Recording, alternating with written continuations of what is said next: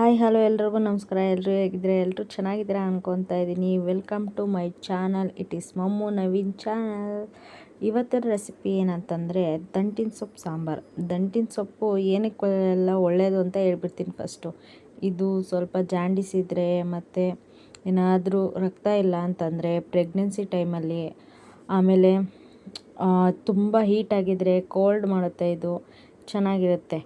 ಇದನ್ನು ನೀಟಾಗಿ ಕಟ್ ಮಾಡಿಕೊಂಡು ಚಿಕ್ಕ ಚಿಕ್ಕದಾಗೆ ದಂಟಿನ ಕಡ್ಡಿ ಸಮೇತನಾದ್ರು ಕಟ್ ಮಾಡ್ಕೊಬೋದು. ಬೇಡ ನಮಗೆ ಕಡ್ಡಿ ಸೊಪ್ಪು ಮಾತ್ರ ಇರಲಿ ಅಂದರೆ ಸೊಪ್ಪು ಮಾತ್ರನಾದ್ರು ಕಟ್ ಮಾಡಿಕೊಂಡು ನೀಟಾಗೆ ವಾಟರಲ್ಲಿ ವಾಶ್ ಮಾಡ್ಕೊಳ್ಳಿ.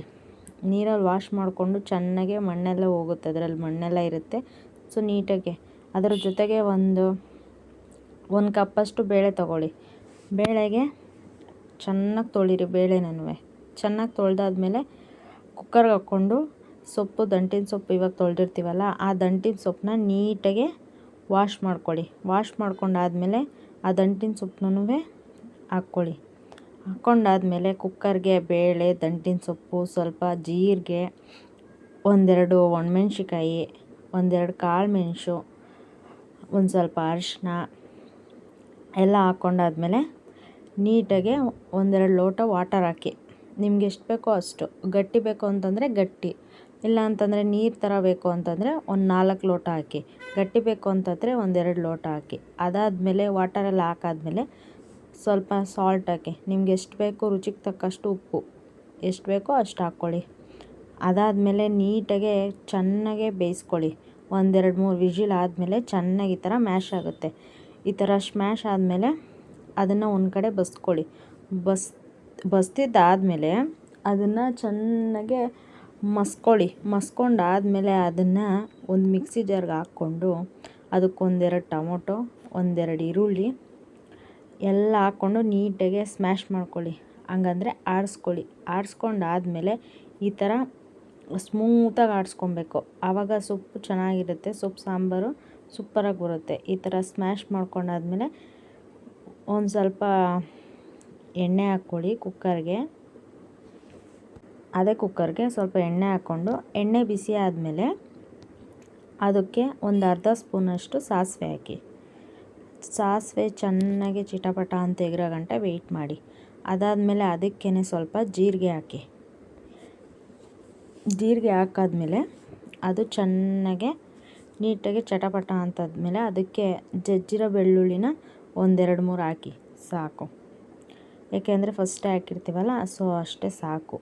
ಇವಾಗ ಬ್ಯಾಡಗೆ ಮೆಣಸಿನ್ಕಾಯಿ 1-2 ಹಾಕಿ ಸಾಕು.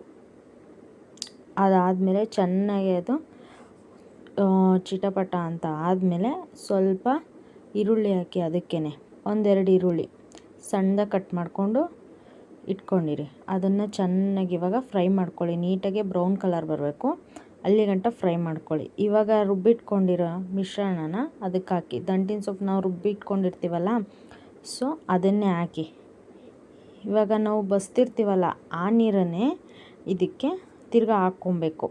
ಇದನ್ನು ಚೆನ್ನಾಗಿ ಫ್ರೈ ಮಾಡಿ ಇವಾಗ ನಾವು ಬಸ್ತಿ ಇಟ್ಕೊಂಡಿರೋ ಅದೇ ನೀರನ್ನ, ದಂಟಿನ ಸೊಪ್ಪು ನೀರನ್ನ ಸೊ ಇವಾಗ ಕುಕ್ಕರ್ ಒಳಗಡೆ ಹಾಕಿ.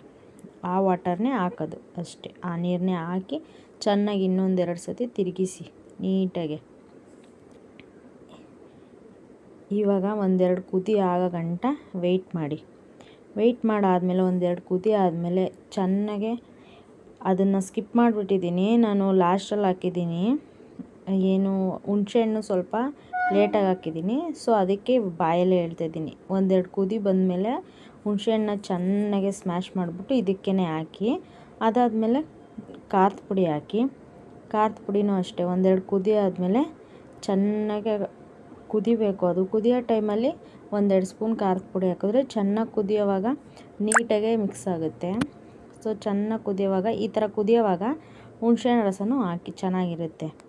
ಸೊ ಅದು ನಾನು ವೀಡಿಯೋ ಮಾಡ್ಕೊಂಡಿಲ್ಲ, ಅದು ಸ್ಕಿಪ್ ಆಗಿದೆ. ಸೊ ಇದರಲ್ಲಿ ಮಿಸ್ ಆಗಿದೆ ಅದು ವೀಡಿಯೋ.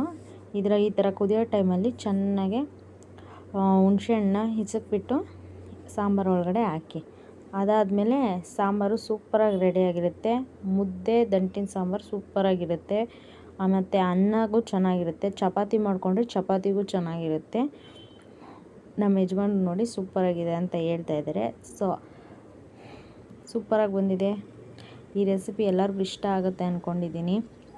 ಸೊ ಎಲ್ಲರೂ ಫಾಲೋ ಮಾಡಿ, ಲೈಕ್ ಮಾಡಿ, ಶೇರ್ ಮಾಡಿ, ಸಬ್ಸ್ಕ್ರೈಬ್ ಮಾಡ್ಕೊಳ್ಳಿ. Thank you.